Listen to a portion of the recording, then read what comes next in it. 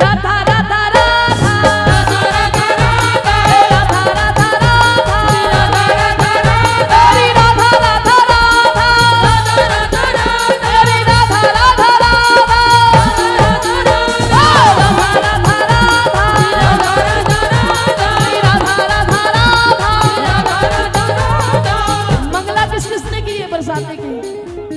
सुबह सुबह भी देखा कितनी उमंग होती है वहां के संतों में, वहां ब्रजवासियों में कितनी उमंग होती है, पूरे महल में डोलते हैं केवल इसी नाम के बल पे, हे राधा राधा राधा राधा राधा